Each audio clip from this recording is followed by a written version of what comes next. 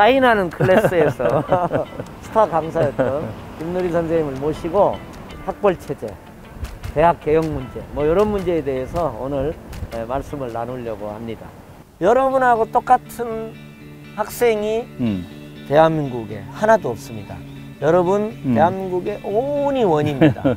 여러분들 하나하나는 우주적 사건입니다.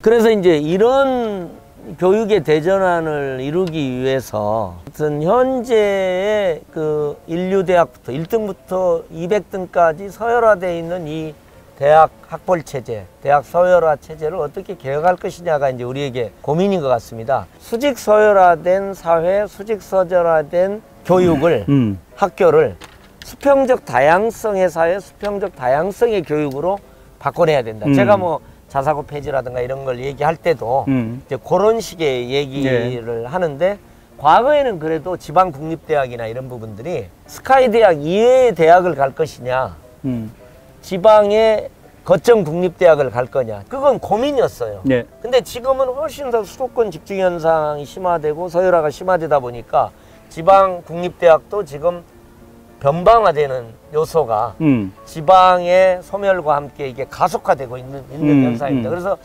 이걸 어떻게 획기적으로 바꿀 거냐, 요게 이제 지금 고민인 것 같습니다. 예. 초중등교육 정상화를 위해서도 예. 정말 절박한 과제인 것 같아요.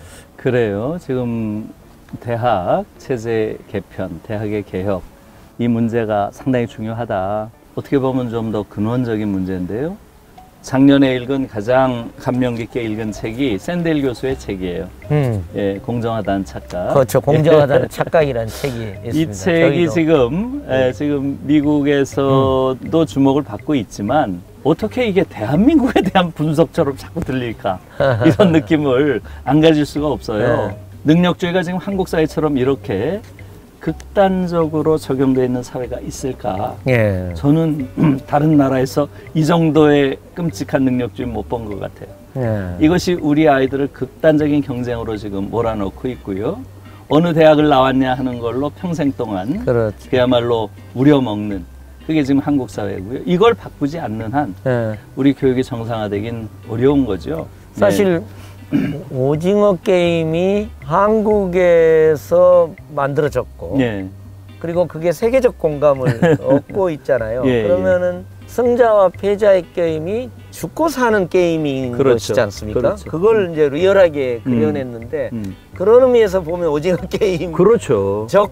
예. 현실이 그럼요. 세계가 공감한다는 건 좀 이상합니다만은 예, 공감하는 거죠 사실은. 예, 점점 더 세상이 한국화되는 거죠, 어떤 의미에서. 예, 어떻게 보면 그 점에서 한국처럼 이렇게 극단적으로 그러한 경쟁과 그걸 통한 생사의 뭐 결정이라고 할까요? 사활을 건 경쟁. 예. 이게 우리의 상황이니까요. 그래서 아무튼 이 문제를 이제는 우리도 진지하게 생각해 봐야 돼요. 예.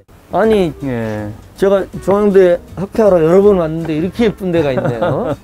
그러니까 주로 후문으로 오셔가지고. 그렇습니다. 이거 100% 데이트 코스 같은데. 그러니까요. 예, 여기가 지금 중앙대 데이트 코스가 몇 군데 있다는데 그 중에서 가장 아이들이 예. 좋아하는 곳인 것 같아요. 예. 예. 여기 중앙대는 캠퍼스 커플 맞나요? 많이 있겠죠. 예. 이 도서관 계단에 앉아서 또 이렇게 벚꽃을 바라보면서 대화하니까 너무 좋네요. 중앙대 캠퍼스가 이렇게 아름다운 줄을 제가 몰랐네요. 그러니까 정말 대학 도서관 와본 지 오래되셨죠? 그렇죠. 그래도 학교 다닐 땐 도서관 자주 가셨죠? 물론이죠. 뭐.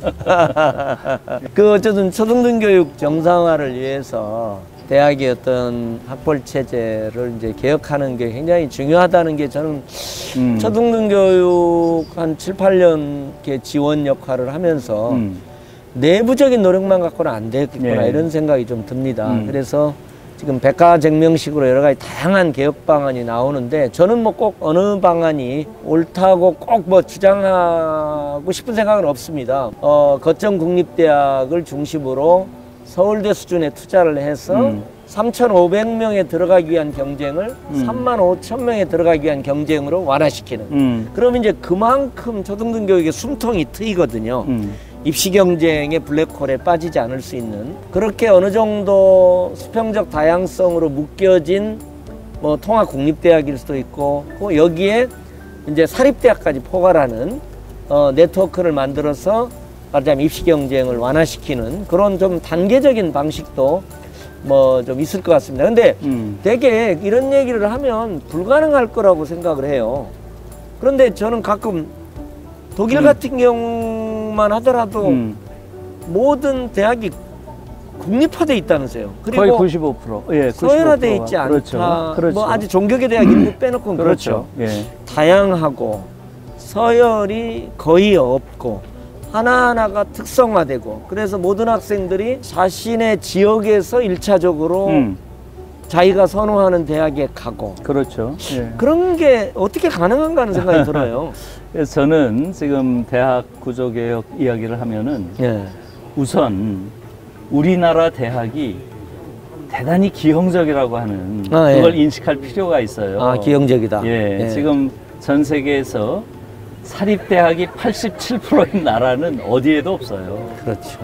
말하자면 대학 교육의 공적 책임이 네. 너무나 약한 나라지요. 네. 그래서 우리의 고등교육이 대단히 기형적이고 정부의 무책임에 방치되어 있다는 사실을 조금 먼저 인식할 필요가 있고요. 그래서 지금 너무나 많은 사립대학의 경우는 점진적으로 공영화할 필요가 있는 것이고요. 공립대학은 네트워킹화 혹은 서울대화 말하자면 그렇죠. 그걸 그렇죠. 통해서 결국은 대학 교육의 공적 성격을 강화해야 된다 하는 쪽으로 체제 개편이 있어야 되고요. 대학 등록금을 제가 없애야 된다고 계속 주장하는 이유가 바로 거기에 있어요. 등록금을 없앤다는 이야기가 뭐겠어요? 대학 교육까지는 국가의 공적 책임 내에 있다, 이렇게 생각하는 것이죠. 그래야만 기회평등이라고 하는 것을 누구에게나 부여할 수 있는 거죠. 그런데 지금은 등록금이 너무 비싸니까 등록금을 빚을 지고 들어와서 대부분의 학생들이 지금 빚을 지고 있죠. 부채를 안고 있어요. 그러니까 대학에 들어왔다고 하는데 도서관보다는 편의점 또는 뭐 맥주집 이런 데서 맥주잔 나르고 있거나 편의점에서 계산하고 있어요. 이건 있을 수 없는 얘기죠. 그래서 이런 부분에 대한 국가의 책임을 이제는 인식할 때가 됐다. 왜냐하면 이제 부유한 나라가 됐어요. 과거에는 우리가 너무나 가난했기 때문에 국가가 해야 될 일을 가정에 맡긴 거죠. 그러니까 우리 가정에서 다 허리가 휜 거 아니에요? 이제는 국가가 부유해졌으니 국가가 국민들의 진 빚을 갚아라. 저는 부채 탕감론이라고 주장을 합니다. 그래서 대학을 충분히 이제 무상교육할 수 있는 재정을 우리가 가지고 있고요. 한 5조에서 10조 사이면 됩니다. 얼마든지 그렇게 갈 수 있고요. 그래서 이러한 부분도 고등교육에 대한 국가의 책임을 이제는 강화하는 방식으로 변해야 한다. 이렇게 저는 주장을 하고 있습니다. 굉장히 중요한 말씀인데요. 유엔 무역개발회의가 이제 한국을 공식적으로 선진국의 범주에 이전시켰거든요. 그러니까 이 선진국에 상응하는 교육을 실현하는 교육 내용으로도 이제는 선진국적인 내용을 구현하는 교육 과정부터 그런 내용적 변화가 있고 이 어떤 시스템 제도적인 면에 있어서 선진국으로 전환하는 게 필요하고 9개 지방 거점 국립대학에 대한 집중적 투자를 통해서 서울대 수준으로 상향 평준화하고 이것을 일종의 공유 네트워크로 묶고 고등교육에 대한 대대적인 지원과 투자가 필요합니다. 대학의 공공성, 대학의 공유성을 강화하는 방향으로 변화하면서 대학에 대한 고등교육에 대한 재정 지원, 대학에 대한 재정 지원을 확대하는, 어떻게 보면 저는 공적 교환이 이루어져야 된다고 봐요. 그러니까 무조건 지원만 늘리고 대학의 공유성, 공공성을 확대하지 않는 것은 안 되는 것 같아요. 저는 이제 그렇게 좀 전망을 해보고 있습니다. 그러니까요. 어쨌든 오늘 김 교수님 언제나 참 영감을 던져주시니까 오늘 뭐 너무 많은 생각들을 하게 됐습니다. 한번 좀 더 이제 장소를 옮겨서 조금 더 말씀을 한번 나눠도 좋을 것 같습니다. 이 도서관 앞에서 대화가 흥미로웠습니다.